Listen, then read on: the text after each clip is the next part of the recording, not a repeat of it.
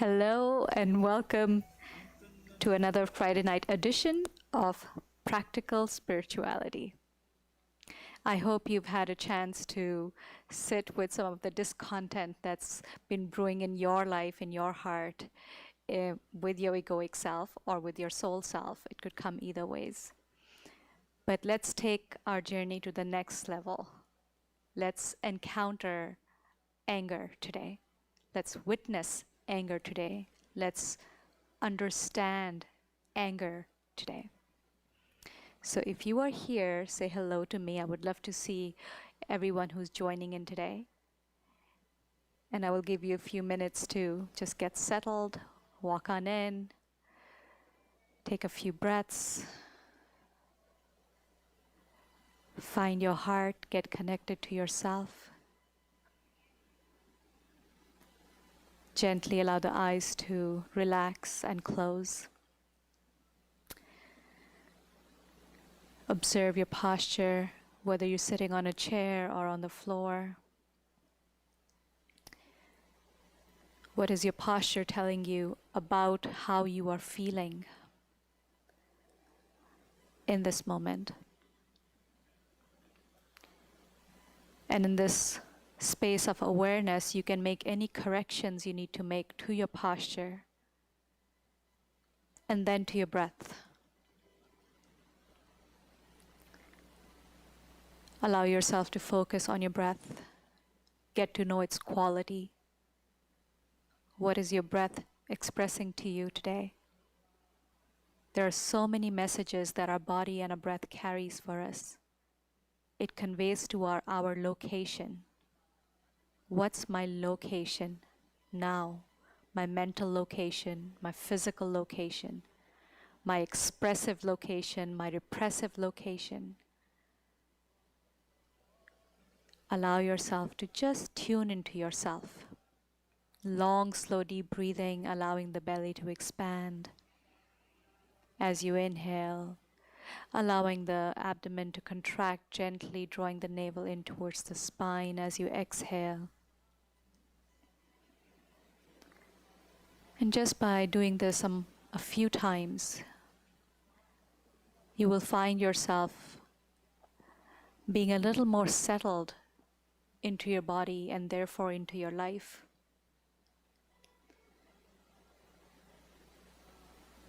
Slowing the breath down, that's all we are doing right now.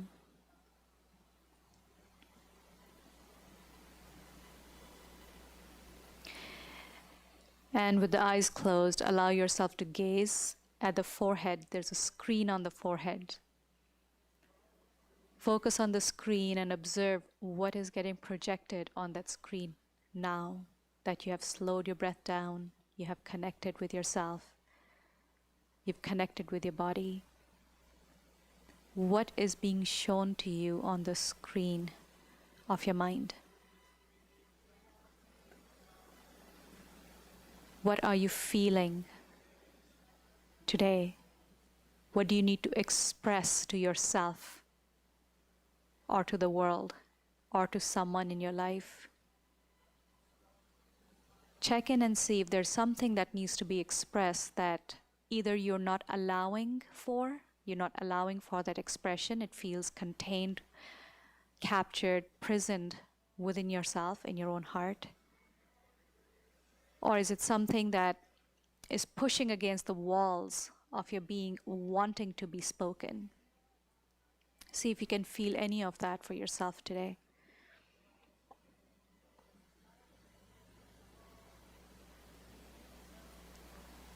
Keep the breath slow and deep.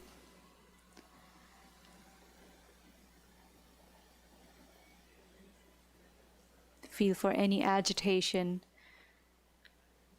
And this agitation might be because it's yours. It could be that's something that you are absorbing from the environment, the cultural, socio environment that's taking place in the world today.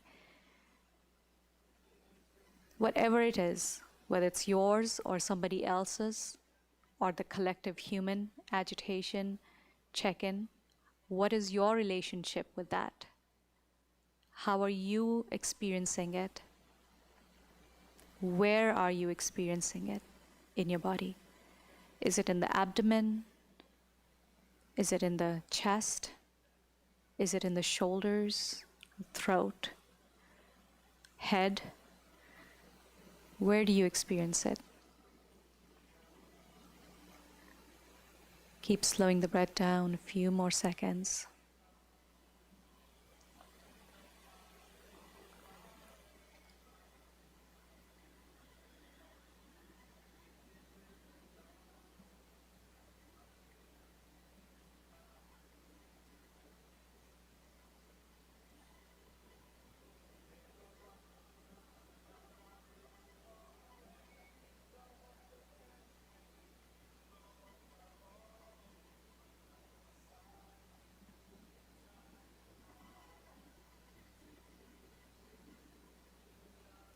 Let's use sound, words, to tune into that core within us, that essence within us, with a mantra, Ong Namo Gurudev Namo. So you're calling on that essence, that truth that exists within you.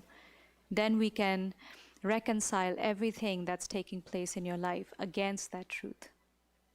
Begin to rub the palms together. Press them together. Press the thumbs against the sternum. Take a deep inhale. Exhale. And let's inhale deeply to tune in.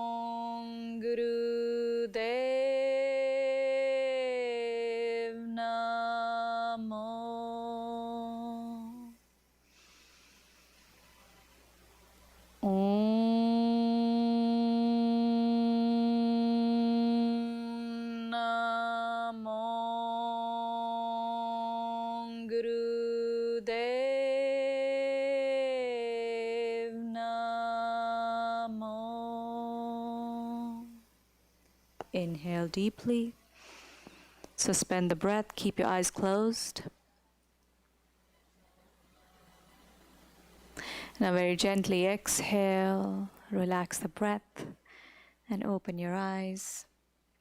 Hello everyone who's joining in. Satnam Scott, Sumati, Tony, welcome. Sally, wonderful to see you here. So, the situation we are dealing with currently, that we are all experiencing collectively, is one of upset, one of agitation, one of speaking up, expressing something that needs to be expressed. That is a valid expression. But along with that expression, we're also observing distortions of that expression. So I wanted to take this class and allow ourselves to witness something that we are doing collectively, but something that really takes place within each one of us. We all have that element of anger. So let's explore what that is today. And if you have any comments on what your relationship with anger has been lately, you're welcome to post that as well. As we talk, if any questions come for you, go ahead and type those in again, and I will be able to occasionally look at the screen and hopefully answer a few of those questions for you. So, anger, something that we have all experienced right from the early years of our life. There's a reason terrible twos are called terrible twos, because that's when parents find that our sweet little child, an angel that just arrived into the world, seems to have come with a little bit of a bite. And that beginning of this fire element a need to express. Usually, this expression of the terrible twos begins, it coincides as we learn to speak, as we learn to form almost complete sentences. So, what is that? Why does that need for expression initially take the form of a tantrum? I made this little diagram here. So if you remember from our last conversation, in the center of our being is our essence, our self or our soul, however you choose to call it. And then we have layers of energy, of thought, of mind, of physical body, of emotions. And all of this is very perfectly set up. There's no mistake in this. The layers are used so the self can express itself in the world, to the world.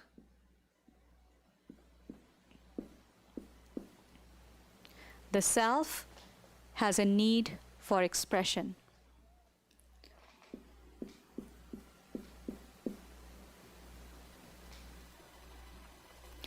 But the interesting thing about expression is, expression can get hijacked by the directives of the ego, or it can get directed by the soul. Expression is expression. Expression is like a train, like a vehicle that you drive. Whoever is riding in that expression, that's going to get communicated. So take a moment and check in with yourself. Connect to this aspect and acknowledge your need for expression.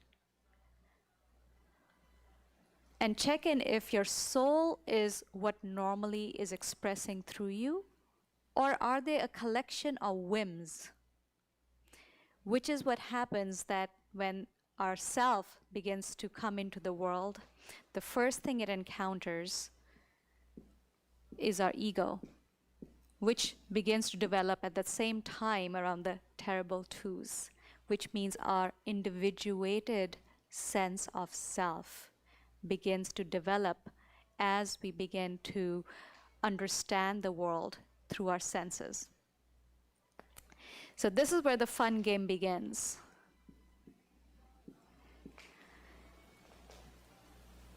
Soul has a need for expression, and ego has a need for control.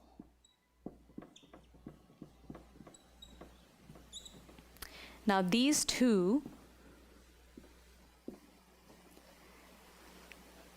can create a very intricate web of cause and effect.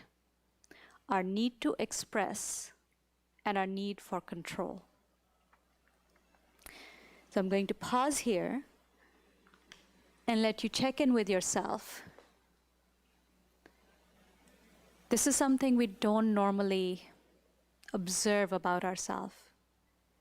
If you ever get angry at somebody, if you have an outburst of anger, most of us consider, not most of us, almost 100% of us know in our hearts, we know we are good people. Even somebody who's done terrible things knows somewhere that there's some good in them. But when we have an outburst of anger, something that seems to be out of our control, notice how after the outburst is done, you are left to pick up the pieces. It's almost like a glass vase just imploded. And now you have to pick up all the shards. There's a lot of cleanup to do after an outburst of anger. So check in and see if you've had that experience lately and why that experience happened. Satnam, Team Bingham, Nadia, Rosita, Maddie, Yasmin, welcome. So wonderful to see you.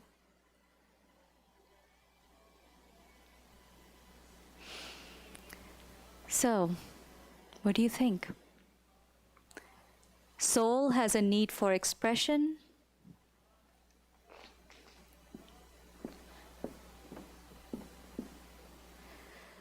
Ego has a need for control. And this journey between these two things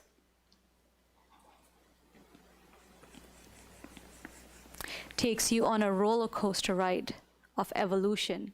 So everything is pretty intelligently planned.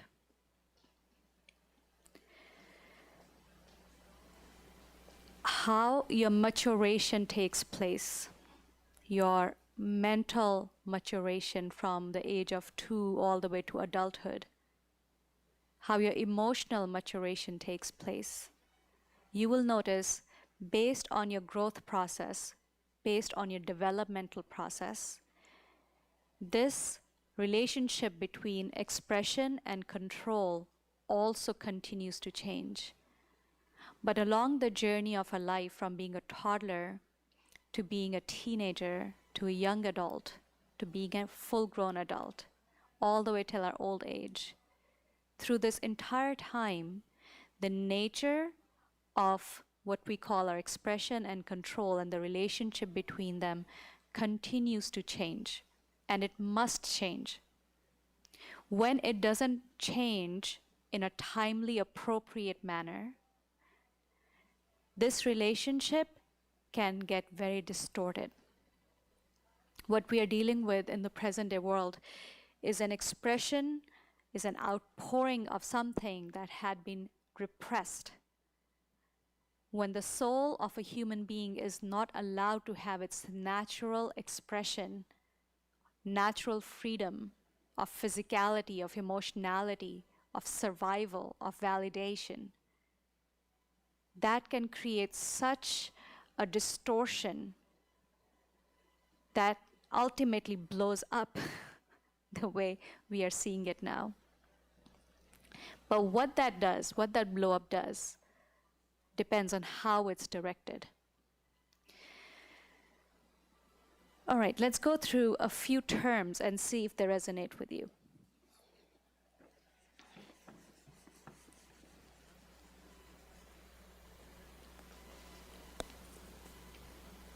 So it all begins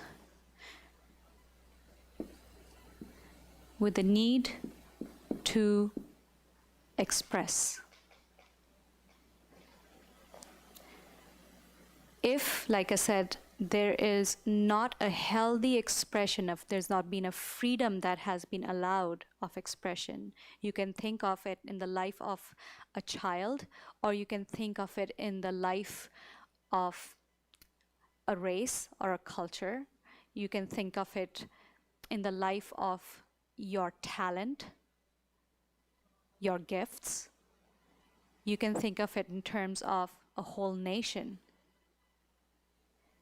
At any level, at any given level, when the need for expression of the soul is not allowed its full freedom, it starts to get a little contained, starts to get locked up. I think that's too tiny for you to see. Let me make a bigger one.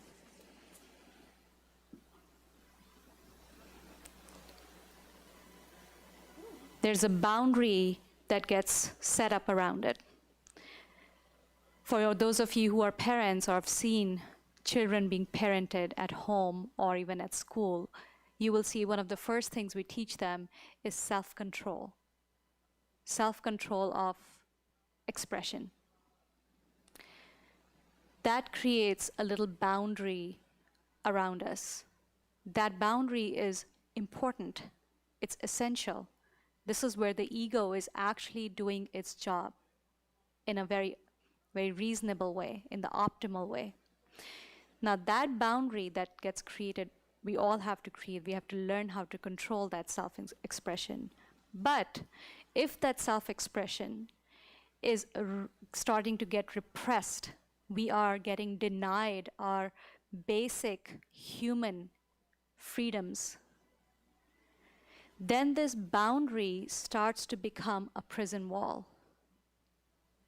Now, for most of us, here we are, and we are trying to express, but it starts to hit the boundary wall and starts to come back within us. It has nowhere to go.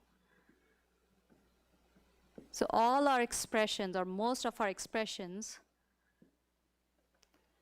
just start to bounce off the wall of this boundary, and they're not allowed a healthy expression. That can begin a process of self-misalignment, self-misunderstanding. We begin to think that we, or I, am the only person who is not allowed this. I am the person who does not deserve this. Some of you might have heard this from other people in your life. So that containment becomes an imprisonment. And this is the beginning of anger, the beginning building blocks of anger. Like I said, your need to express and the ego's need to contain or control create a very interesting relationship. If the ego gets too strong, then it hijacks the need for expression. It begins to express, it begins to use expression to get its own whims fulfilled. I've seen that even in fully grown adults who have thrown absolute major tantrums when things don't go the way they want them to go.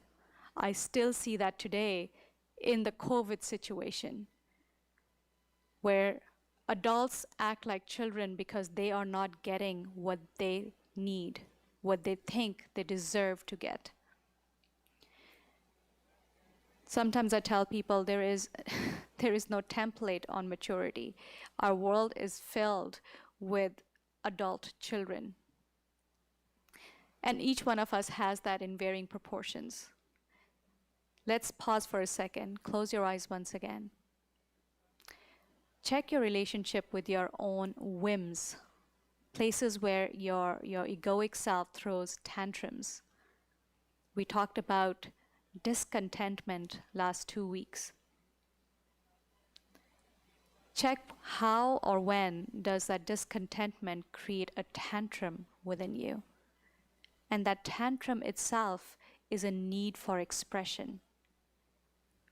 Except that expression has now been hijacked by the ego.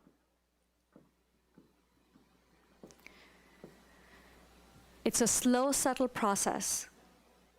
From the age of 2 all the way till we are teenagers, our senses get conditioned into or mistaken into confirming that everything that is outside, everything that people are doing around us is what we want too.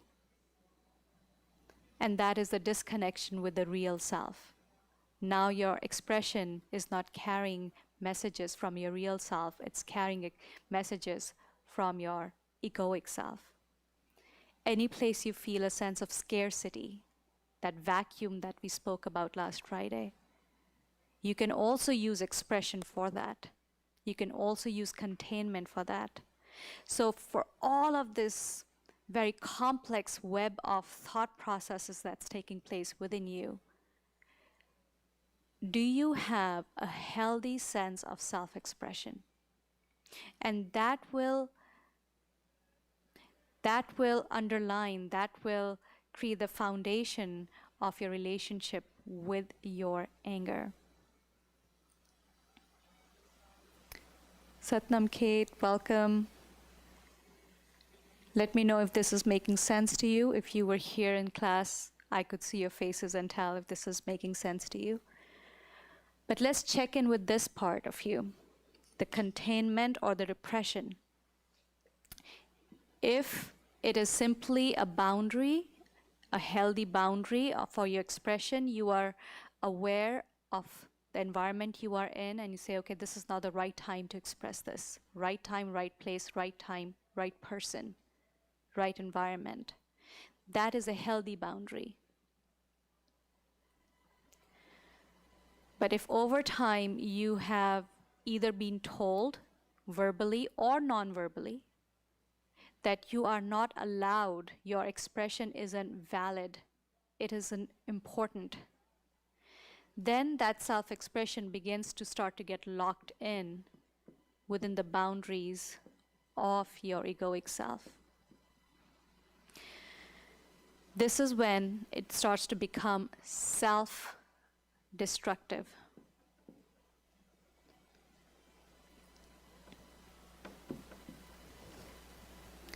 That same need for expression, when not allowed, will slowly begin to fester inside of yourself as resentment.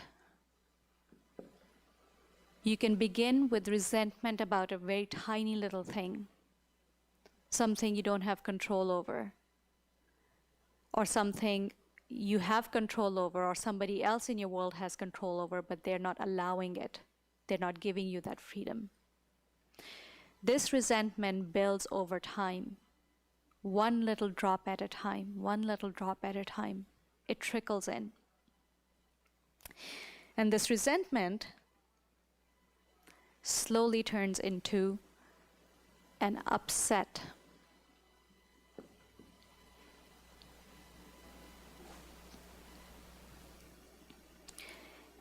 That's the underlying sensation of dissatisfaction we were talking about. It's just an undercurrent, it's like a hum in the background. You're just upset, but over time you can't even tell what you're really upset about.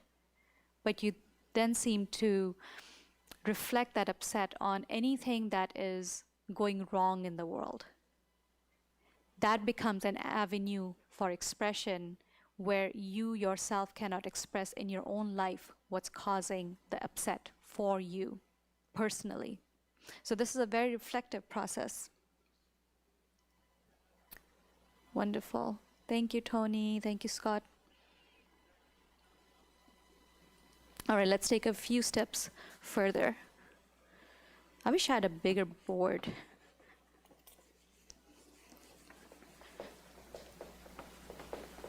I'll move all this up a little bit.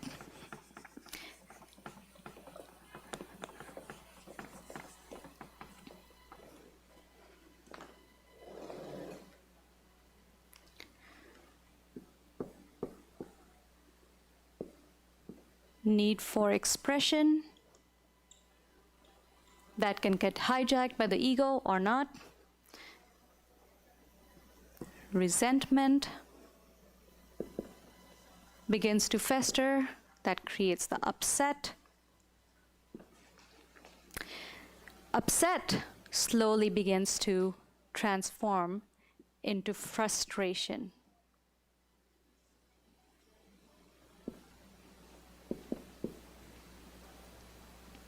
Frustration, when it does not get any outlet, finally erupts as anger. So think about anger as a fuel that has been building over time. It's been adding up. But anger itself is like a fuel that once it's ignited, carries within it a lot of power. There's a lot of energy behind anger. Just like the physical processes of the earth, it's like a volcano. It's taken years and years and years to cause the simmering of the molten lava, to finally have the ultimate outburst that initially destroys everything around it, destroys the original form of the earth itself. In the same way, anger can be used in many, many, many ways. It depends on what it is being directed at. Think of it in this way. Peter and I were driving in the Santa Rosa Mountains a couple of weeks ago, and he was telling me what it must have taken to create the roads in those hills. They had to plant, what are those called, Peter? EID? Something like that. They had to blow open the whole mountain to carve a path between it. That's what anger can actually become very purposeful. When anger as a fuel, when ignited, and the power behind it can be used, it can be used to literally blow open pathways, what initially seemed like solid blocks, something that was blocking your life, something that felt immovable. There was no way around it. But you can blow that open with the use of this fuel, this powerful energy of the anger. On the other hand, you can use the same anger as fuel, and once ignited, it can also implode your entire home, burn everything. That is why I find talking about these things is so essential. You have to get to know your anger and everything underneath it really well. All of these things, resentment, upset, frustration, is normally invisible. It's more subtle. It's hard to feel it unless you are developing an everyday practice to really tune into yourself, undisturbed. Minimum 30 minutes to an hour, you form a relationship with everything that's going on within you. That's where the witnessing takes place. I'm witnessing what's causing this simmer of upset today. Most of us don't even know what upset, if the upset is really an upset, or is that normal? This state of upset and frustration has become so normal. It's become the normal baseline for so many people that we don't even know what peace feels like. Normally, when people come to classes and they go through a process of exercises and meditation and deep relaxation, they find themselves weeping, and they can't tell why they're crying. In my experience, I feel it's for the first time in a very long time that they have actually touched the baseline of quiet, of home, something where there is no upset, no frustration, no resentment, no anger. If that has been your norm, that stress, that level of stress has been your normal, and then you finally have a moment of feeling the truth, the reality of your heart, it feels like you've been so long gone and almost got lost somewhere, but something brought you home. That's why those tears normally flow, and I know those tears really, really well.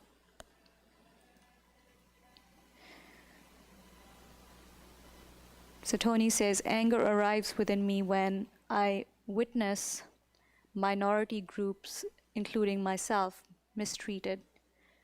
I try to process that emotion on the spot instead of letting it stay with me. That is the capacity we all need to develop, Tony. And Maddie says, anger arises in me for the injustices done by my own ancestors and the injustices that are still going on. Anger for the years of oppression. Anger at how humans can treat other human beings. My loves, your anger at this stage is not anger anymore. It's turning, it's transforming, it's transmuting into something else. The next stage of anger, if we don't know what we are using it for, whether we're using it to carve a road, a path for ourselves through that block, which you guys are mentioning here. There's a block. Our ancestors created blocks for other human beings, yes? We are all doing that for each other. I'm going to talk about this from a very satellite perspective right now, so forgive me for this. We are meant to cause the blocks for each other, which will then create this process, which will then get us to finally blow something open. That movement is all prescribed in the formula of life. Our journey as humanity has always been like this. We get stuck, we compress each other, we control each other, we repress each other, and then we find a way through it. And that opening creates an awareness in the collective human mind that has never happened or taken place before. This is a dharmic law. This is the law of dharma. This is how it has to happen. That is why we must honor the process. We have to honor every stage of the process. We have to have that awareness of what stage is our own personal process going through what stage is our collective process going through. But sitting in resentment about the past actually diverts your energy that can be used from anger and converted to passion. So I will advise you to detour right now. Take the next U-turn. Please understand, you cannot change the past. The past created the process to get you to the present. Awareness, awakening in the human mind is not a one-time thing. It's not a light bulb that goes off. It's more like a tube light. It flickers. So if this anger is expressive, you can express this anger in a way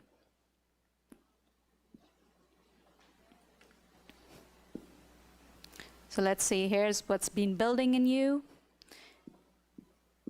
and then it pours out with a blast. If this is a constructive blowout, it will create a path. It'll transmute. Your anger will transmute. It'll change its form into something else. If this is not directed with consciousness, the same outburst will create absolute, utter destruction. It's like an atomic bomb. So the reason I wanted to do this class today is because it's very important to understand how to direct our emotions during this time. When we have no fire inside of us, our fire has pretty much died. This expression, instead of this expression, it turns out to be more like a weak presence, a diffused presence, a lost presence. So check in with yourself and see where you are in your own. You can use the anger or the passion that's taking place in the world around you, but I would rather bring up your personal process. Let's begin with that. Then we can copy and paste it to how you apply it to the world around you. Is it just blowing up, and that's then allowing you to go back to the resentment again? Or is it getting directed through your consciousness? Can you see the whole picture and then direct it? Or is it weak and diffused?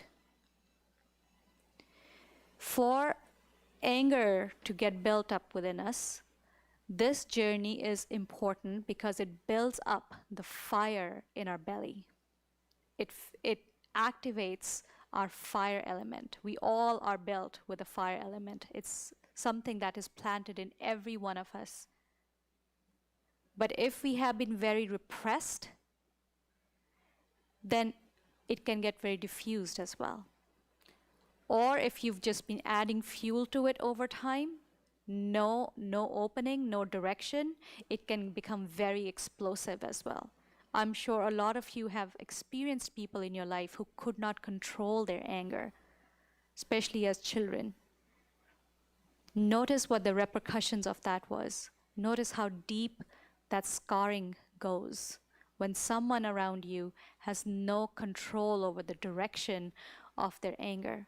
There is no awareness around anger. And right now in the world, this is also taking place. In some places, it's very mindfully directed. It's passionate. In other places, it's completely diffused, lost, scattered. But in other places, it's causing a ton of destruction. When anger begins to get a little diffused, when you don't have a healthy or strong way of expressing it, anger turns into passive aggressiveness.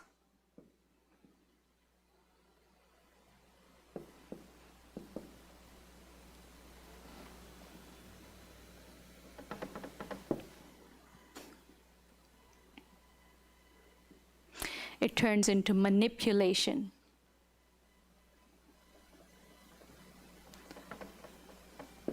This is one reason, Maddie, like you mentioned earlier, this is one reason that human beings do this to each other. Every human being has had some distortion of this process within them. So they will take it out on another, and they will take it out on another, especially people in power. If you are a person in power, but within you there's a lot of built up anger, frustration, upset, and resentment, who knows where that got built from? You will take it out on a person with less power. This is a natural animalistic behavior. Notice how the animal kingdom works. It's a hierarchy of power. It's a hierarchy of strength. Within all of us, that animal exists. You as a human being have been given the responsibility to wake out of the animal, where you can recognize your own inner processes first before you can have any opinion about what somebody else is doing to somebody else. Otherwise, it becomes an escape. It becomes a place to not really look at your own stuff, but to just copy and paste it on somebody else. But a lot of us, especially because women in the past and some races in the past have been so oppressed. There has been no freedom that was given to a lot of human beings to have their natural expression of the soul. At every step, they were told, no, you're not allowed to do this. That over time will turn into passive aggressiveness or manipulation. So I would invite you to check in today with yourself, please. Before we move on to the next part of it, check in with yourself. How does these two things show up for you? Where do you observe yourself either being passive aggressive or being manipulative? Your ego will not let you see this. Therefore, you have to become meditative in order to access it. Look at it from the eyes of the neutral soul without judgment. Acknowledge what is, witness what is.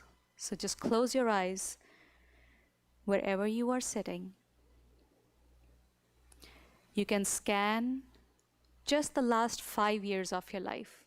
Don't have to go too far. Just the last 5 years of your life, scan it. Check in all of your relationships that you had in the last 5 years with other human beings. With your parents, with your siblings, with your significant others, with your pets, with your children, with your co-workers, with your bosses. Just observe the one-on-one interactions and feel for those relationships where you have not been able to help the passive aggressiveness or have been the subject of that. You have received the passive aggressiveness. Also check in for manipulation. Just sit with these two words.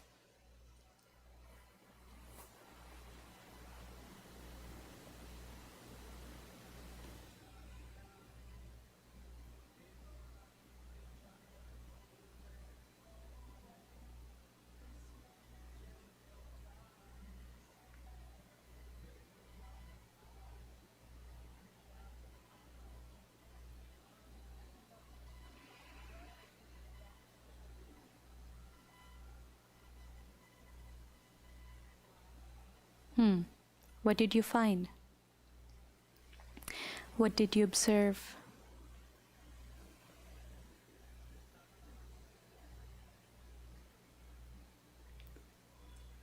Violence exists within all of us. There is no one without violence. When you can turn the camera towards yourself and simply be a witness to it, like you're watching a movie, that itself allows you to begin the healing process. That itself allows you to acknowledge that even this is a way that you found to express, except it's just distorted. Forgiveness is a huge part of the transmutation process of the same energy that begins with the need for expression and then carries forward through these few steps. And there's a few more steps to go until it finishes its entire journey from the source to all the way to the sea. But I would like to pause here today. This is what I would like for you to truly witness, pay attention to through the rest of the week. And observe how it shows up. You might find it so subconscious that as it is happening, you might not even notice. But if you do notice yourself getting into that mode, because all of us are carrying stuff within us that has been unresolved. Sumati says here, I feel angry because I'm stuck in a situation and I don't know if I can ever get out of it. That is real cause for frustration. But even that is taking place for a reason, to open something else up. Wherever there's going to be a compression, it is going to require an equal and opposite expansion. That is where meditation comes in. That is where work like we do with Kundalini Yoga comes in. I've picked a Kriya today for you guys that will allow you to reach into the molecules of your body and draw out or heal or calm down, cool down some of that accumulated, pent up anger, frustration, upset, or resentment, which all begin from need to simply express. In our journey of evolution, we all begin with immaturity. What's taking place in the world today is caused by a lot of immaturity.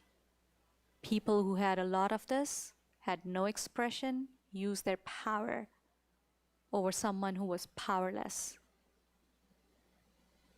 Make sure you don't get stuck there. You have to know that that expression of what you're watching in the world is also reflecting somewhere as an expression within yourself. You yourself have also done tremendous amount of atrocities on yourself. The process is exactly the same.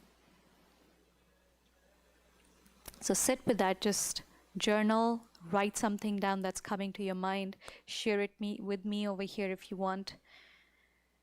And then we'll get into a Kriya where we can really pull out some of that stuff that's just residing in your body, clearing it out, bringing your heart into a place of harmony before we move forward.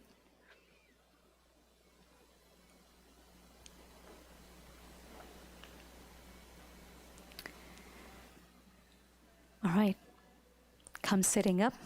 If you're sitting on a chair and you have no ability to sit on the floor, that's okay. Just sit with your feet flat on the floor.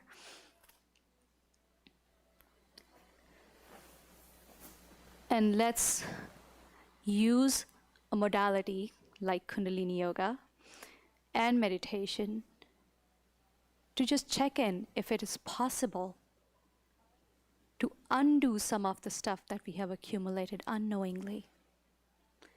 Whatever clears from you today, you don't have to work with. Whatever is left, which you will observe and witness throughout the week, journal, observe, and then come back next Friday and we'll keep working through it more. That is where your work is. So let's begin by just opening up our spine and lower back. Bring your hands to your knees and begin to circle from the base of the spine. Close your eyes, inhaling forward, exhaling back.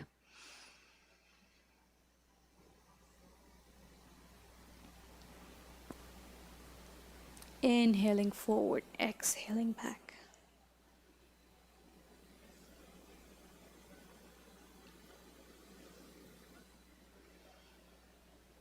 Listen to the sound of your breath. Just check in. Is your breath even moving right now, or is it not? Your breath is one of those basic avenues of self-expression. And notice in how many of us we control that, we repress that. Give yourself permission in this moment to say, whatever is in me, I'm going to express it through my breath right now. I'm going to allow my breath to sing. With my inhale, with my exhale, I'm going to drop all fear or self-consciousness about what anyone else is thinking about me. Just for a few minutes, can you drop that weight? Just drop those prison walls. Become free, become liberated to breathe.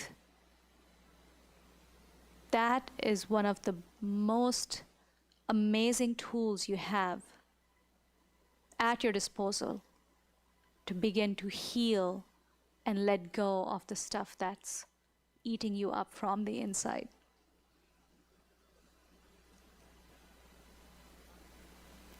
Reverse direction.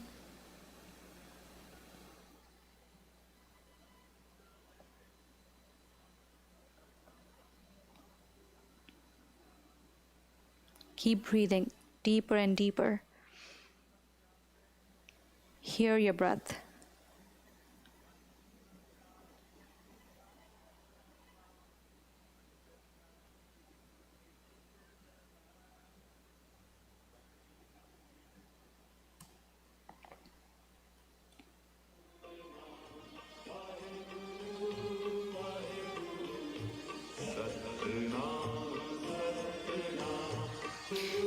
Inhale in the center. Exhale. Lift the chest and begin to circle the neck. Inhaling left, exhaling right. Feel all that tension that's sitting in your upper back, shoulders, and neck. All of that is an accumulation of something. A self-expression that isn't ready or processed to be expressed, or something that needed to be expressed but you're not allowing it to. Something's creating that tension. Keep circling the neck around. You can reverse direction. Open up that neck, loosen up the upper body. Few more seconds.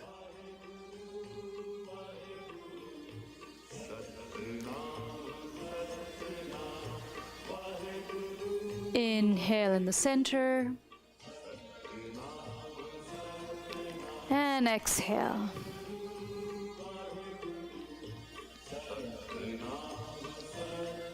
Open your eyes gently.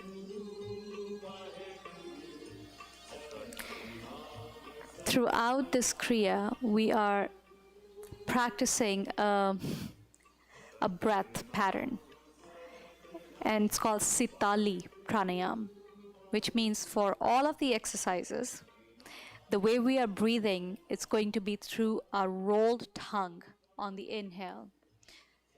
We also call it a taco tongue. So if you can curl the tongue and stick it out, just like this, and you will inhale through the curled tongue, exhale through the nose. Try it a few more times. Inhaling through the curled tongue, exhaling through the nose. I know if some of you have never practiced this, it might feel strange, but this is the breath that you can put into your toolkit that you carry everywhere. When anger, resentment begins to bubble inside of you, whatever the situation is creating within you, you can use this breath and you can cool that fire down. You can calm it down until you get to a place that you have enough control over it, so now you can direct it. Without having control over it, you can't direct it. Sitali Pranayam is a key weapon to have in your arsenal. All right, so here's what we're going to do. We're going to breathe through the Sitali Pranayam. We're going to extend our arms out.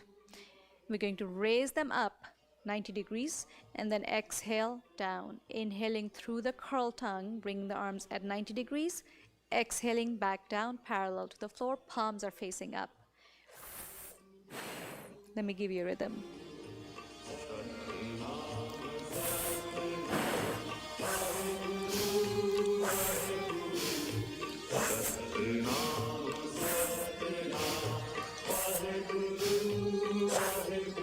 Eyes are closed. Allow them to gaze at the screen of your forehead. Inhaling through the curled tongue, exhaling through the nose.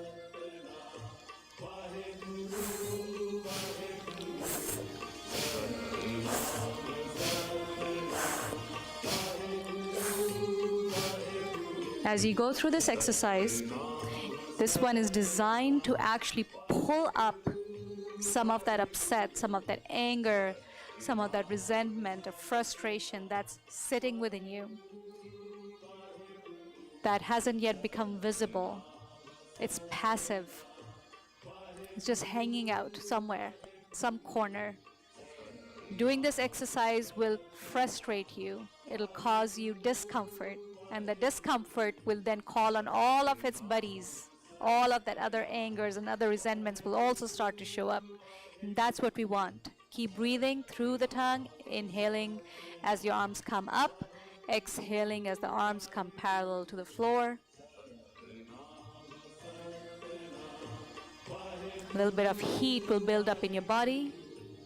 Your spine will start to get activated. Your heart will also start to get activated. The throat, thyroid, and the parathyroid glands are also starting to wake up. Keep the breath strong. And as some of those old upsets are showing up within you, begin to notice them, begin to witness them.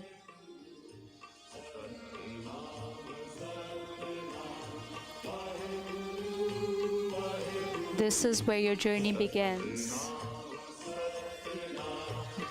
Don't stop. Don't let go. If you have to rest your arms, place your hands on your heart, keep the breath going, but with the intention that you will get back into it again. Inhaling up, exhaling down. You're doing beautifully. This is your opportunity to witness what's sitting invisibly within you. Some of your own anger and bias. Check in how much bias you are holding within yourself. It might not be towards things that other people are holding bias towards. But check in. What's your bias towards?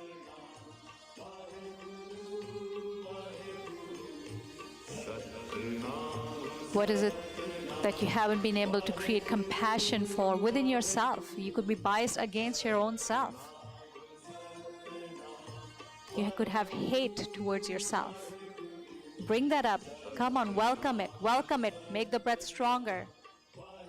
Allow it all to rise up to the surface. That's the only time we can heal it.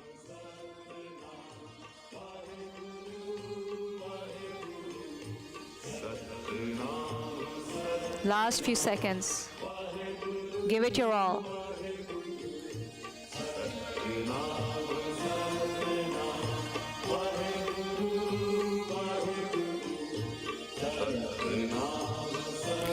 Inhale. Relax the tongue. Exhale through the nose. Sweep the arms down slowly and gently. Open the palms, open on the knees. Lift your heart, open your heart to whatever has bubbled up for you. Observe, simply observe.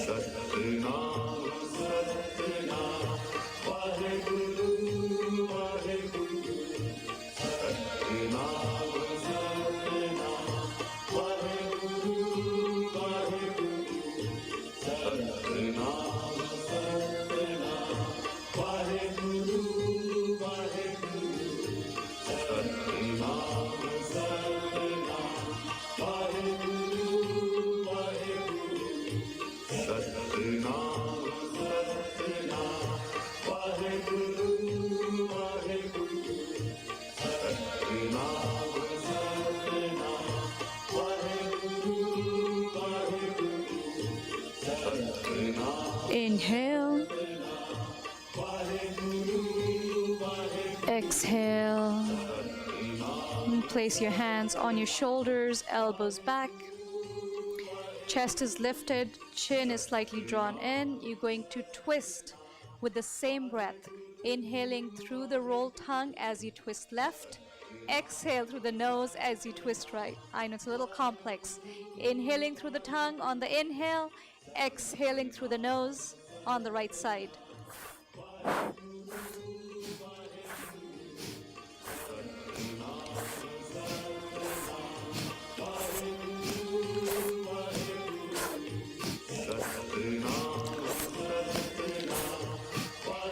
Keep the length in your spine as you twist. Keep the chest lifted. Strong breath. Eyes are still closed, gazing at the third eye point. If at any point you feel dizzy, just pause, place your hands on your heart, breathe through the nose, then get back into the movement again, the same breath.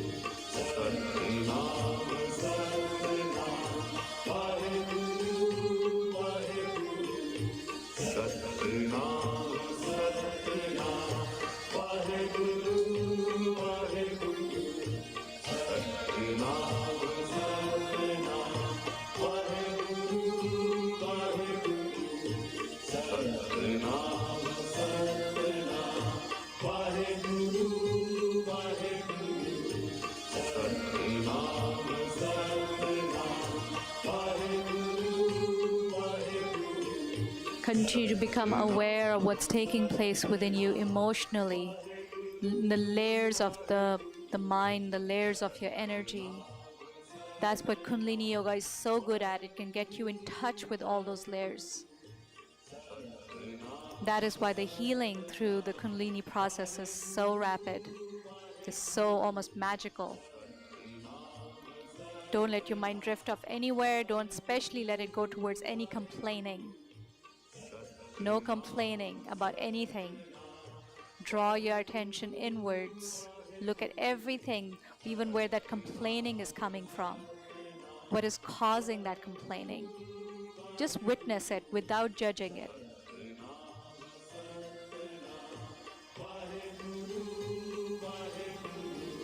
Last 25 seconds.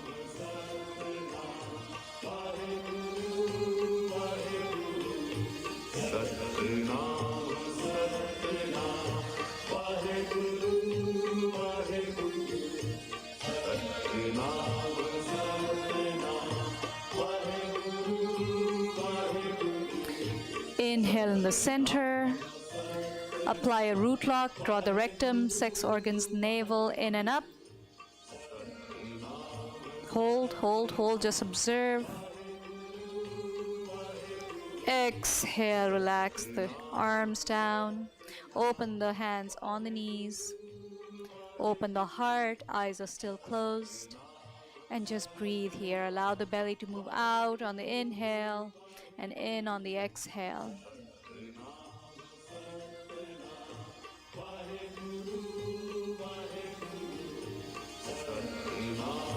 Breathing through the nose only.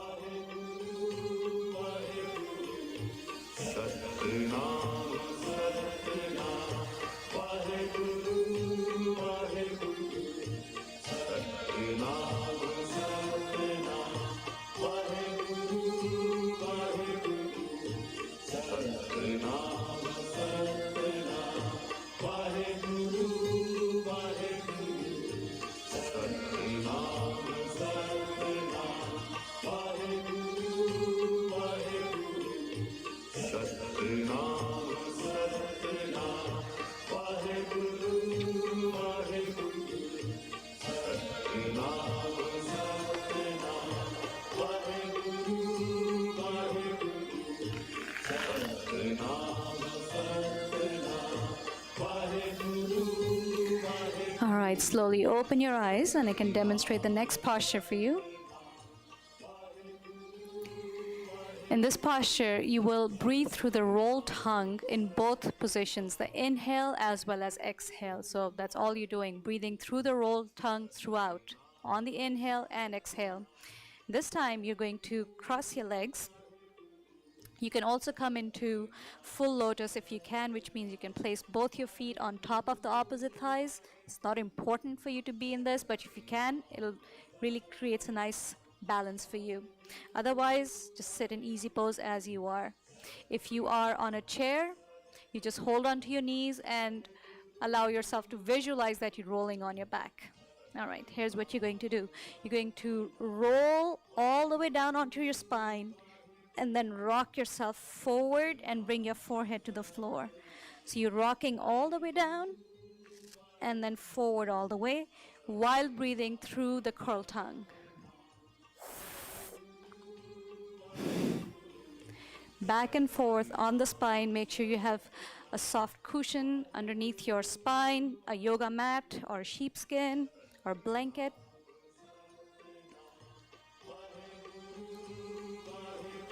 Strong breath once again, eyes are closed.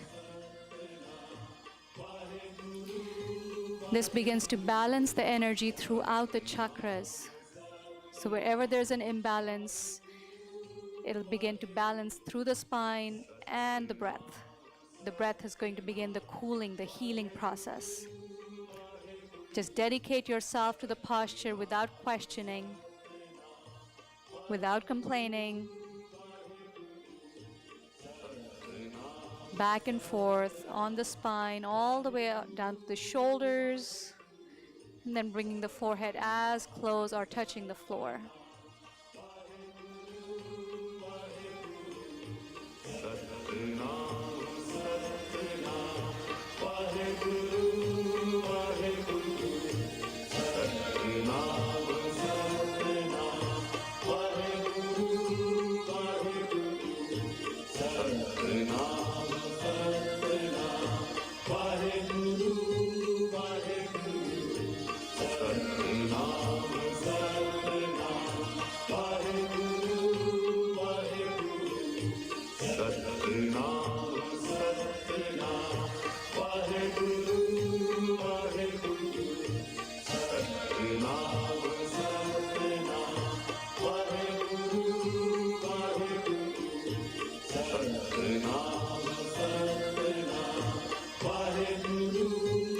the breath strong. Direct all your attention to yourself. We activated the upset, we activated the anger, we invited it in, and now we're beginning the healing. But I need your breath for that.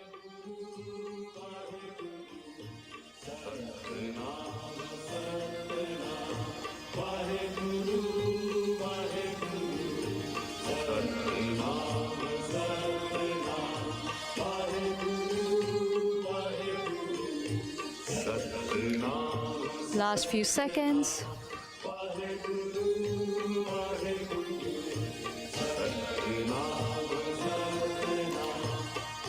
You will sleep so well tonight.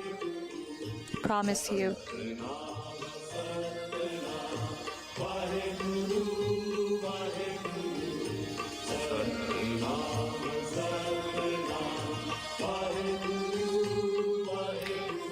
And slowly rock yourself up to a seated position. Relax the breath and just breathe through the nose. Allow the hands to be either in Gyan Mudra or palms open on the knees. And just breathe in your heart. Feel your heart expanding and contracting with each breath.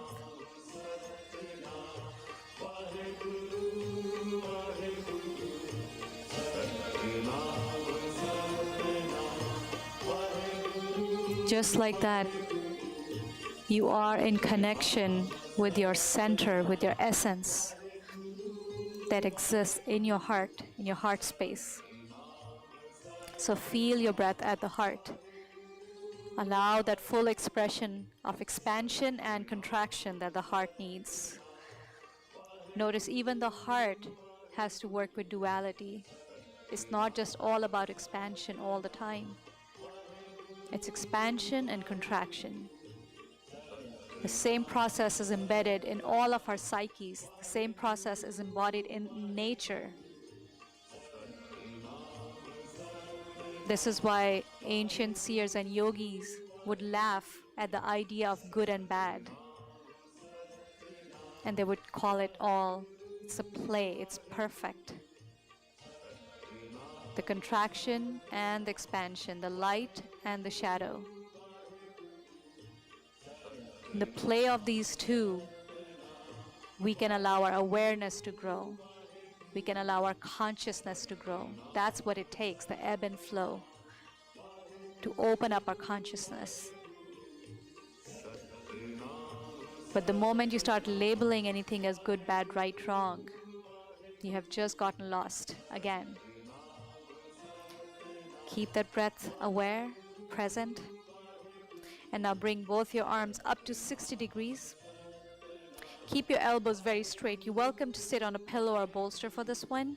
We're going to stretch our spine from the base all the way up to the crown. And you want that stretch as you pull your chin in ever so slightly and the crown faces the sky. And your arms are pointing at 60 degrees, fingers pointing towards the sky. All the fingers are closed. Fingers are active. Don't allow the fingers to be limp. Let them be active and directive. So this is where we are directing our energy up the spine. Keep that extension from the base to the crown, and you're going to breathe through the rolled tongue, both on the inhale and exhale.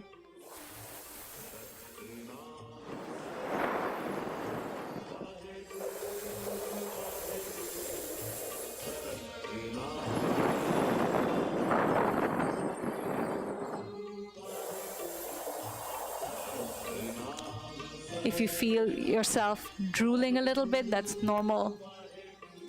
It's okay. Allow that drooling, it's worth it. The amount of healing that the cells of your body are going to begin to feel.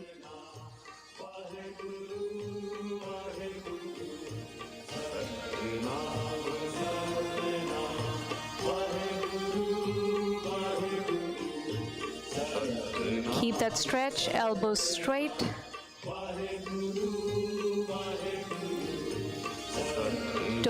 give yourself that excuse that I can't do this. One thing that Kundalini Yoga is so good at is transmuting your energy from one form into another. It can take your upset and anger and can turn it into your willpower. It can turn it into your determination. So try that right now as you breathe, as your body complains, as your egoic self complains because it wants control over your body. You keep breathing in full consciousness through the rolled tongue.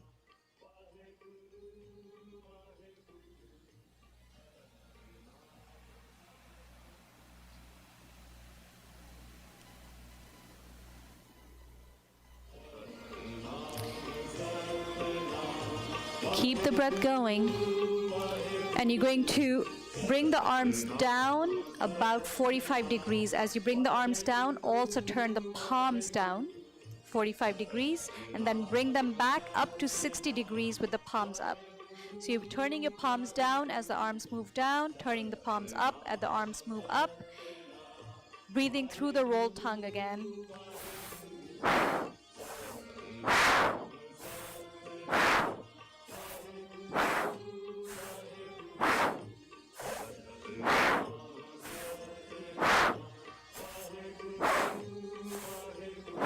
This movement is directing energy in certain centers of your body, in certain chakras. So make sure you're not bringing your arms all the way down to parallel. You're bringing them down all the way to 45 and back up to 60. 45 and 60. Beautiful. Stay aware of what's taking place in your body. Commit yourself to the movement. We're not here for too long, I promise.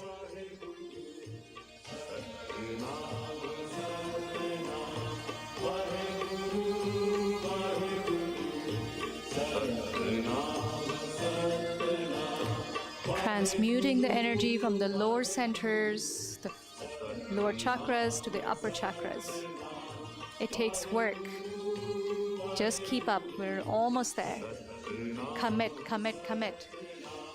With each breath, commit a little more.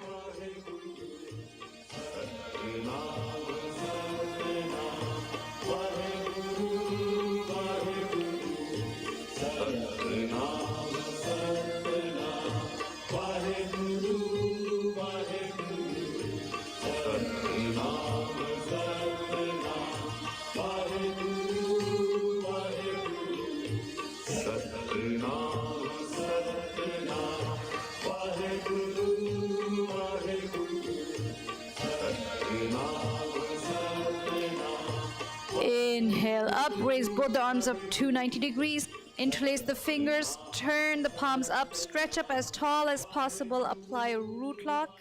Eyes closed, gaze at the crown. And on the exhale, very slowly sweep the arms down. Open the palms on the knees. Heart open, throat open. And allow that expression of the self through your breath, through the nose only.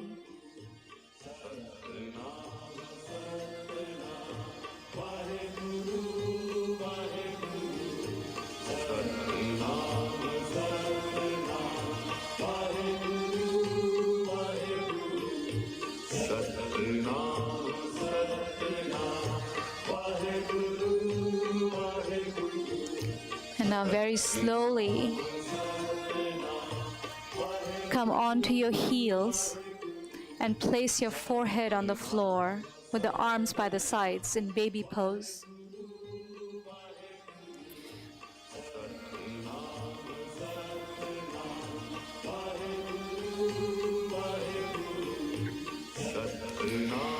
If you feel your hips are tight and you can bend all the way to bring the forehead to the floor, place a pillow in front of you and place the forehead on the pillow. You can stack up the pillows if you want, but make sure your forehead is rested on something. It's very important that you do that.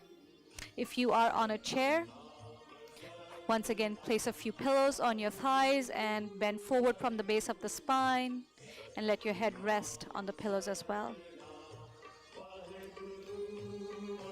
Allow yourself to settle in this posture, breathing through the nose.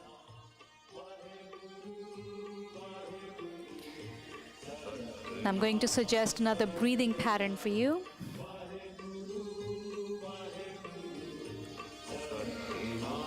As you listen to the mantra, it uses the words Satanam, Satanam, Vaheguru, Vaheguru. Here's what I would like for you to do. You will inhale through the Satanam, Satanam. This is the duration of your inhale. For the Vaheguru, Vaheguru, hum along. Don't chant, just hum. All right. Inhale, keep inhaling, keep inhaling, keep inhaling. Keep inhaling, keep inhaling, keep inhaling, and hum along with Vaheguru, Vaheguru. Keep that journey going. This brings you into a state of innocence. It brings you to yourself.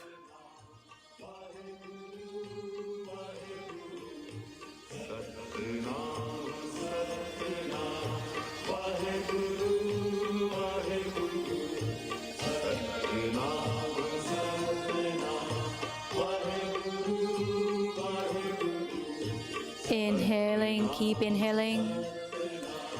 Keep humming, Vaheguru, Vaheguru.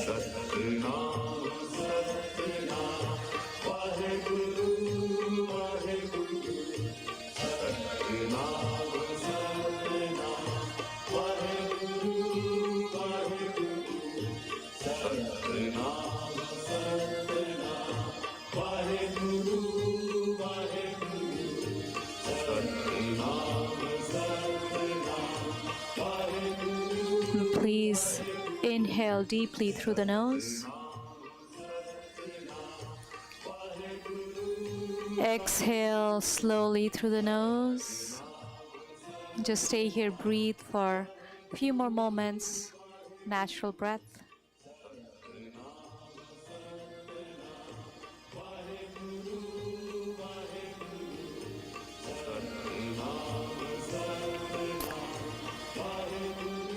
And on the next inhale, very, very slowly, make sure you move very slowly. Roll the spine up one vertebrae at a time. Rising up gently. Just sit here for a few moments. Let the spinal fluid balance itself.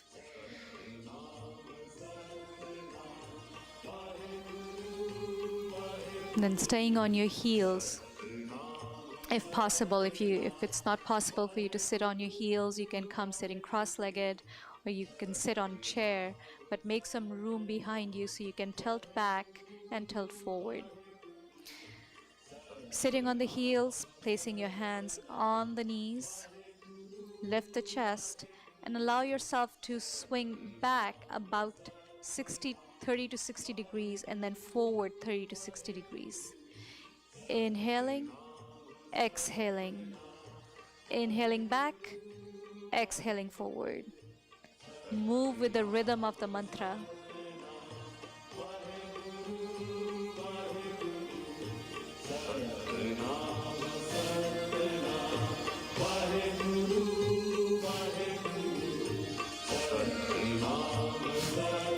Very mindful movement, very conscious of the angles that you're creating with the spine, very conscious of the breath.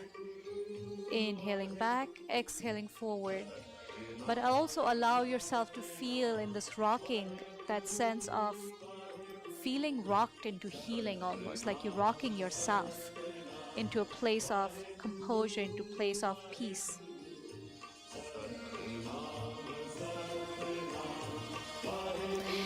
Funny thing about being an adult is nobody gets to rock us except ourselves. And how many of us really take the time to soothe ourselves, to love ourselves? Love the state of innocence. That is our core. All distortions begin when the sense of innocence gets hijacked. It gets upset. So take this time, use your breath, just rock yourself back and forth. Soothe yourself through any upset that your heart might be feeling. Any place where you feel you have no control, something you seem stuck in, imprisoned in. Rock yourself into that soothing presence of your essence. Everything can open up when you start to reside in the space. Even prisons can become beautiful, beautiful temples, just because the feeling behind it changes.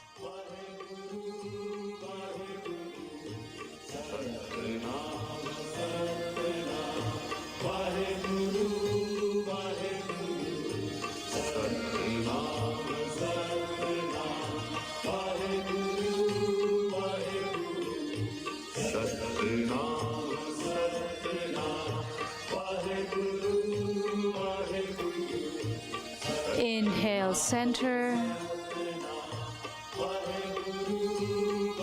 Gently exhale. If possible, stay on your heels. If not, sit in cross-legged or on a chair, however it feels good to you. But ideally on your heels. You're going to place your hands on your heart center. Right hand covers the left. And allow a gentle feel, gentle pressure, so you can truly feel yourself being held by your hands. Keep the spine tall and the heart open. And this time you will Inhale for the duration of Vaheguru, Vaheguru, and chant along with Satnam, Satnam. This is the chant. This is the inhale. Keep inhaling, keep inhaling, keep inhaling, and begin chanting.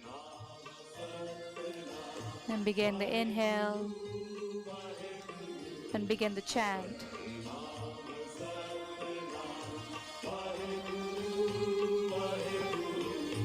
Satnam, Satnam, Vaheguru, Vaheguru, Satnam, Satnam, Vaheguru, Vaheguru, Satnam, Satnam, Vaheguru.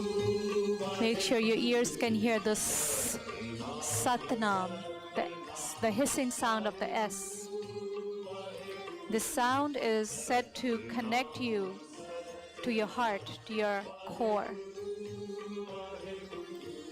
Satnam, what is my true self? What is my true identity?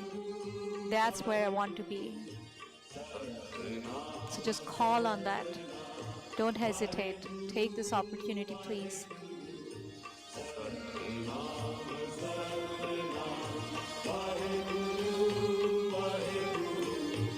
Satnam, Satnam, Vaheguru, Vaheguru, Satnam, Satnam, Vaheguru, Vaheguru, Satnam, Satnam, Vaheguru. Make sure to expand the belly out as you inhale on Vaheguru.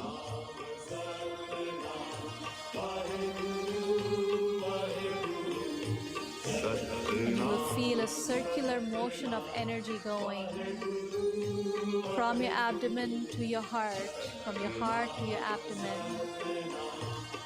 This is where we are transmuting any distortion that is existing in the lower three chakras and bringing it into your heart as a Satnam.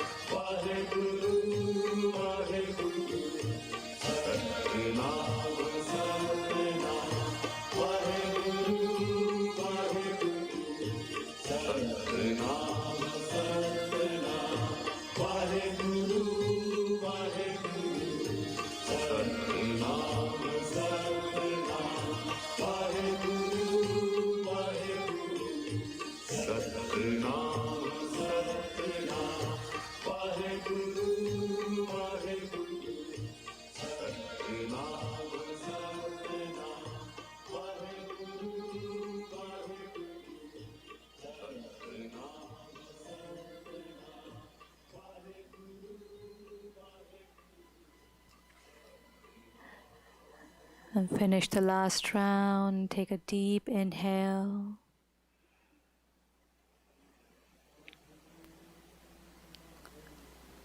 Exhale.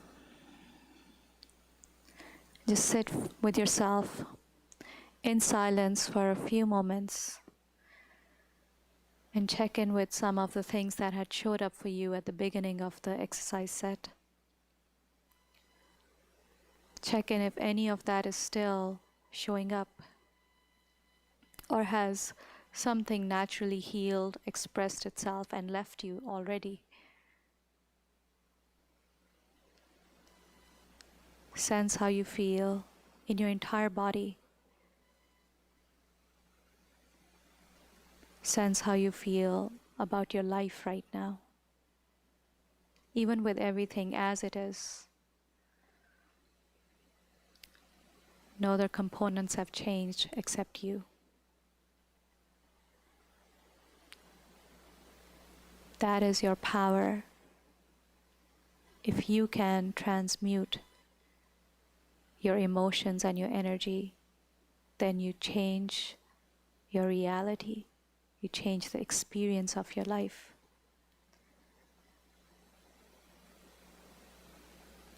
Keeping your hands on your heart, send a long time sunshine prayer to everyone in this world who is simmering, who is bubbling, who is erupting.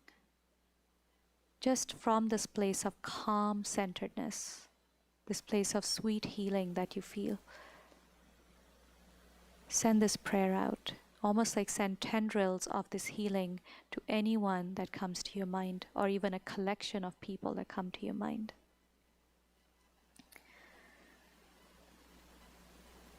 Take a deep inhale, exhale, and inhale to begin.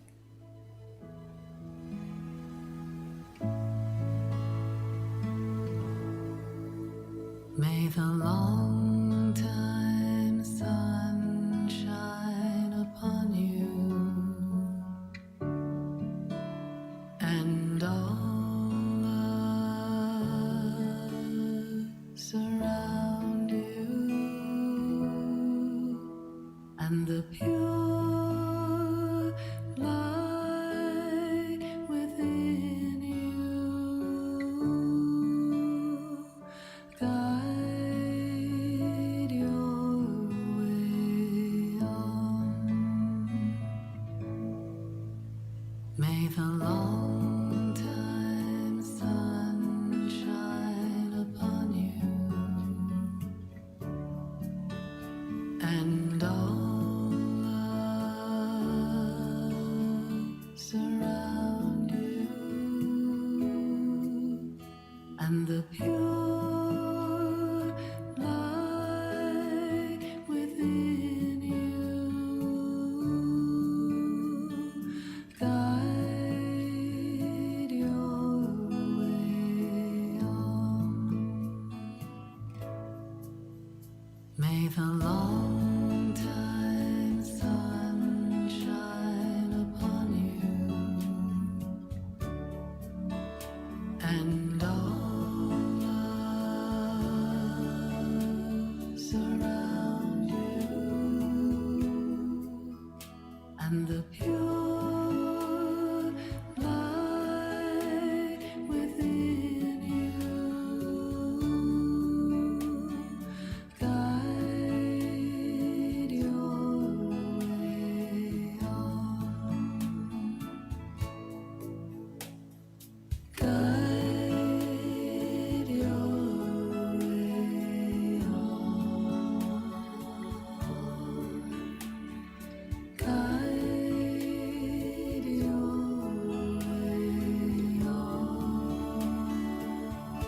on.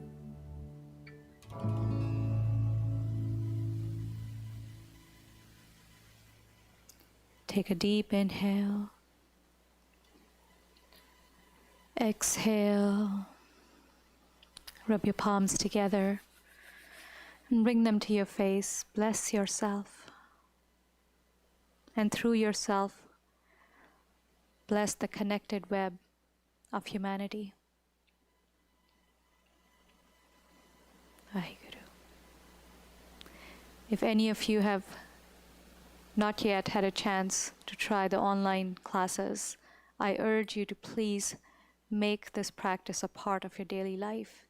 It will change how you think, it'll change how you feel, it'll change your perspective on the world and how it functions. For any of you who have questions about what's taking place in the world today or within yourself, we invite you to a question answer session with Peter and I this Saturday, which is tomorrow at 11 a.m. Oh, sorry, it's on Sunday. Take that back. I invite you to that session on Sunday at 11 a.m. So join us there, bring any of your questions, and we'll be there, and we would love to see you there. Love you all. Keep the work going, and remember, this is your assignment, observation and witnessing of how your anger and frustration might show up or shows up as passive aggressive or manipulation. On that happy note, I wish you a very pleasant evening, and I will see you next Friday. Thank you for joining me today.